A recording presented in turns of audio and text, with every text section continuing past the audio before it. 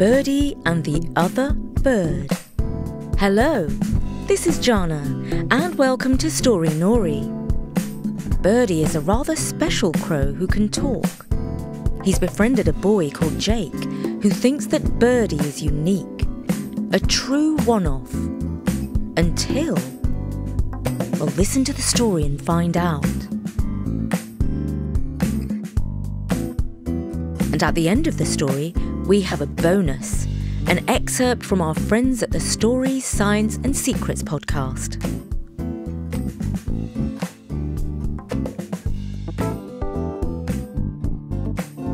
Jake is a lucky boy. He sometimes enjoys 2 bedtime stories, one from his dad and another told by his best friend Birdy, the black crow who perches on his window pane. One evening, while Dad was reading The Wind in the Willows, the full moon shone brightly above the rooftops across the street. As his father gently closed the book and tiptoed out of the room, Jake piped up, "Dad, has anyone ever visited the moon? I know Birdy's been up there, but have any human people actually walked on the moon?" "Oh, why, yes," said Dad. "In 1969, in fact, Neil Armstrong stepped onto the moon's surface saying, 'That's one small step for a man, one giant leap for mankind.' And a few years later, another astronaut played golf up there." "Who was he playing against? The man on the moon?" Jake asked. "Oh, no," Dad chuckled. "He was just having some fun." Jake nodded and closed his eyes. As Dad quietly lowered the door handle to leave, Jake had another question. "Dad, how do we know it's true that those guys went to the moon? I mean, how do we know they didn't just make it all up like a story?" "Oh, well," said Dad, pausing, "we have to trust our eyes. We saw it on TV and read about it in the news.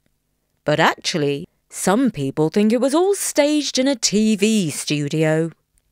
"I bet they did that," said Jake. Dad smiled. "I think it's simplest to believe that they did what they said they did. If it were all just a fake story, many people would have to be in on the lie, wouldn't they?" "Yeah, I suppose so," said Jake, "because a lot of people think I made up Birdy." "Do they? Like who?" Dad asked, shaking his head, seeming surprised. "Well, like Elle." "Well, she is your sister. You should expect her to be the last person to back you up. It's called sibling rivalry." "Oh, OK," said Jake. "You can go now, Dad, because it's time for Birdy to turn up." "Sweet dreams," said Dad, smiling as he closed the door softly behind him. Birdy turned up 5 minutes later than usual. When he hopped into the room, Jake asked, "Where have you been?" "Oh, just up to the moon to collect a bit of moon dust." "Is it true that a human once played golf up there?" "Sure did." "How do you know it's true?" "I was on the moon when he was practising his swing. His name was Alan Shepherd, and he hit a golf ball for miles and miles. I flew off to fetch it so he could keep it as a souvenir." "Wow, that's cool," said Jake. "And did you see the guy who made a big leap?" "Nah, that was the first bloke on the moon. I had a cold and stayed at home at that time. I watched him on TV, though." "So that one might have been TV trickery." "It could all have been," agreed Birdy. Jake thought for a while. "Birdy," he said eventually, "how do I know that you are real? My sister says you are a figment of my imagination." Caw, what a cheek! I'm not a figment, I'm a crow. But you are a real crow? He asked with a cheeky grin. Sure, I'm scientifically proven to be real. I'm as real as the moon or the stars. Jake fell asleep happy. Real or not, there was only one Birdy. Or at least, that's what he thought. The next day at school, a boy called Emile told stories about a bird who could talk and do puzzles. Jake felt a flicker of annoyance mixed with disbelief. Emile must have heard about Jake's friendship with Birdy and was trying to copy him. A talking bird that does puzzles? Jake asked, raising an eyebrow. Really? Because I've got a friend called Birdy who's been on the moon. Emile looked at him sceptically. Sure, and my bird can do tricks too, he replied with a hint of challenge. Their classmates gathered around, sensing the rising attention. Jake needed to defend Birdy's honour. OK, how about this? Let's prove it. You bring your bird to school and I'll bring Birdy. We will see who's telling the truth, Jake proposed. That's a deal, Emile agreed quickly, with a grin that rattled Jake's confidence. But it turned out that you weren't allowed to bring pets to school. So Jake and Emile had to ask their mums to arrange playdates so they could verify their talking birds. That evening, when Birdy called to bid Jake good night, Jake told him all about Emile and his talking bird. So Birdy, when he comes over for the playdate, you've got to prove that you are real and can talk and do magic and stuff. That'll shock him. Well, I don't know about that. I don't want any publicity. Before you know it, every Tom, Dick and Sally will want to take a selfie with me. I'll never get a moment's peace. But Birdy, pleaded Jake. If you don't talk, Emile will tell everyone I made you up as a fib. Birdy put his head on one side before saying, Well, I'll see how I feel about it on the day. The first playdate was the following Wednesday after school at Jake's house. Birdy was nowhere to be seen. But that wasn't surprising, because he usually turned up later in the evening. Emile was very polite and did not ask about Jake's talking bird. At first, it was just a normal playdate. They kicked a ball in the garden before eating some bread and jam, and then they played computer games. But all the time, Jake felt uneasy and thought, I wonder if Birdy's going to show up. The doorbell rang. It was the pizza boy delivering supper, so they ran downstairs. While they were enjoying their dessert of cookies and ice cream, Jake's mum received a text to say that Emile's mum would be over to collect him in 20 minutes. Jake looked at his watch. It was getting on for 6:30. Birdy will be here soon, he said hopefully. He always comes to my room after supper. But in his heart, he was not entirely confident. Emile followed him up to his room. No bird was waiting on the windowsill. I expect he'll be here soon, said Jake a little apprehensively.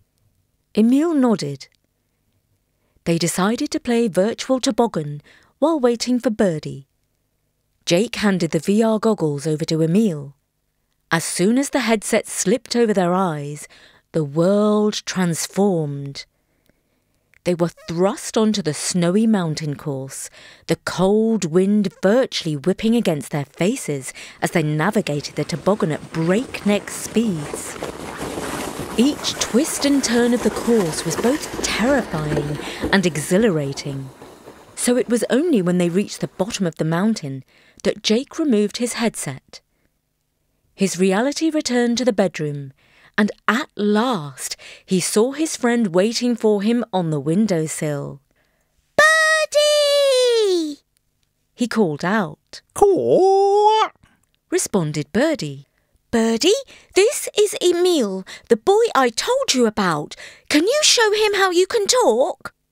Caw! Repeated Birdy, hopping on one leg. Emil laughed, not in a cruel way. He really seemed enchanted by Birdy's friendly behaviour. But Jake was frustrated. He wanted to prove that he hadn't been fibbing about Birdy talking. Oh, go on, he said. Just a few words. Emil can keep a secret, can't you, Emil? Of course, replied Emil. Birdy turned his head from side to side, looking at them both. Then he flapped his wings and said, All right, then. What would you like me to say? Astonished, Emil's jaw dropped to the floor. Did he say that? How did you do that? He can't be real. Of course I'm real. Oh, yes, of course. I didn't mean to be rude, said Emil, still smiling. And Jake said you can do magic? Just then, the doorbell rang. The boys knew it was Emil's mother. Birdy, please, there's not much time, pleaded Jake. Show Emil what you can do. Time doesn't matter. How would you boys like an adventure? Oh, yes, they both agreed. So, think of someone in history you'd like to meet. The guy who played golf on the moon, said Jake. Nah, he's boring. Who in all history would you like to meet, Emil? And Emil replied right away, Robin Hood. Done. Wait a moment, said Birdy. And he coughed. Yep. Oh. Not just coughed, but coughed up magic moon dust, filling the room with a special light. When the dust vanished, they were in a clearing in the woods. A group of men wearing green tunics stood around the fire, roasting meat on a spit. Birdy flew over and landed on the head of the largest man. The others laughed at seeing a bird sitting on their friend's head. And one of them said, Well, hello, Birdy. We haven't seen you for ages. Quack, said Birdy. Been a long way away in the future, and I've brought a couple of lads who learned about you in school. They'd like to meet you.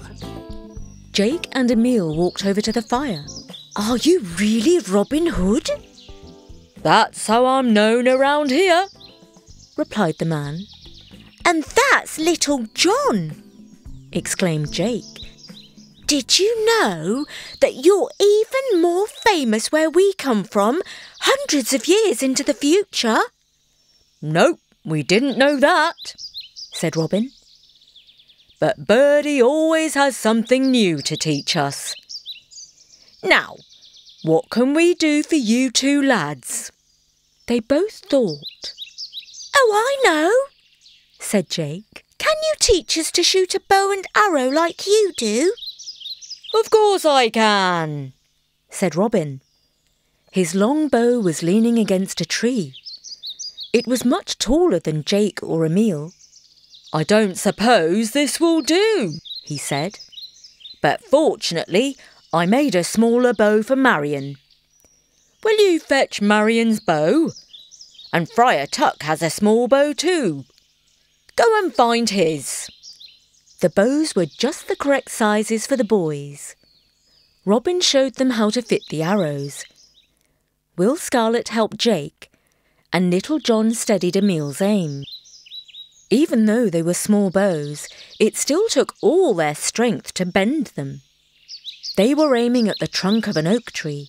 At first, Emil and Jake could not fire the arrows more than a few yards, and they shot out in every direction. Eventually, with Robin's help, they both shot arrows near-ish to the target. Then Emil managed to hit the trunk. He was delighted. After a few more loose shots, Jake hit it too. "Well done, lads," declared Robin. "You'll make fine bandits." They were both incredibly pleased with themselves. Oh, I think we'd better be going, though. So after a lot of goodbyes with the merrymen and congratulations on their shooting skills, Birdy coughed up some more moon dust. Yep. Oh. And they returned to the bedroom. A few moments later, Emil's mum popped her head round the door and said, "Have you boys had a nice time?" "Nice? It was amazing," replied Emil. "Oh, that's good to hear," said his mum. "What did you do?" "Can't say.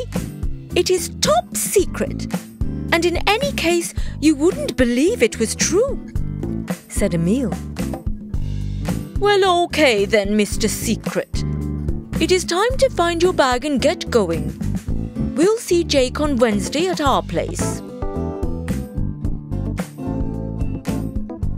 The boys were now firm friends at school, but Emil did not say anything about his talking bird, and Jake did not ask. The following Wednesday, Emil's mother picked the boys up after school as agreed and went to Emil's house. As Jake walked into the living room, a cage immediately caught his eye, in which sat a beautiful big blue parrot. "Meet Zazu," Emil introduced with a grin. "He talks a bit, though not quite like your Birdy." After some gentle coaxing and a few curious peeks from his cage, the parrot tilted his head, looked around with bright eyes and finally spoke. "Is it Friday yet?" Emil chuckled. "No, Zazu, it's still Wednesday." Zazu ruffled his feathers, sighed dramatically, and squealed loudly. "Oh! Then wake me up when it's the weekend." The boys both laughed. After that, Zazu refused to say anything else. He was more concerned about playing with his favourite toy. The toy required him to slide coloured blocks through a maze to release a tasty treat hidden at the end. As Zazu finally nudged the last block into place and claimed his reward, a juicy red berry, he tossed it up with his beak and caught it mid-air. Both boys cheered and clapped and then went to play computer games. Jake, of course, realised that there had been a misunderstanding. Emil hadn't been telling fibs at all. He had just been talking about his pet parrot, who was indeed very intelligent. But he had never actually claimed he was extraordinary. He could speak, but only a few random phrases that he had been taught. Still, he was a pretty cool bird. But then, when it was time to go, Jake went to the parrot's cage and said, "Bye-bye, Zazu." Zazu peered at Jake and suddenly said, "Lovely to meet you, Jake." Emil nearly jumped out of his skin. "I can't believe he just said that. He called you Jake. It's a miracle." Jake shrugged his shoulders. "Birdy says nature is a miracle." And that was the story of Birdy and the other bird. I hope you enjoyed it. Thank you, Birdy. And before we go, we have a little bonus. This is an explosive excerpt from the Stories, Science and Secrets podcast. The podcast is made by friends of ours here in the UK, and we think you'll love it. Luke shut his eyes, too scared to look. But then he opened them again. Damn and blast! came a cry from far above. The registrar was pushing, but try as it might, Luke's handprint wouldn't fit into place. What's wrong with it? This unexpected problem gave them a chance to catch up. But to climb that distance, that fast, Herc had realised there was only one thing for it. I'm gonna have to blow my gas bag. Oh no! Oh, anything but that! Cried Patrick, visibly cowering at the idea as the Hercules strained and they felt his vast underbelly begin to fill with gas. Do you really think this is wise? I mean, you know what happened back then. You could, kaboom! Well, I see it. Said Herc, reddening in the face till his belly stuck out like a zeppelin. I've been holding this in for 65 million years, and now seems as good a time as any to see if it still works. Hold on to your hats, gentlemen, please. With this, the Hercules flicked his tail back under his belly, scraping it against his rough skin. As he did, sparks flew, and Moog realised what was about to happen. Wind power.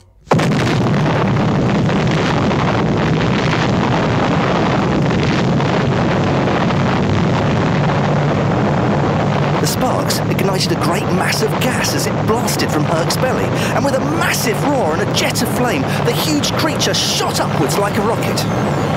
Moog, Rockford and Patrick clung on for dear life as Herc hurtled upwards towards the bat.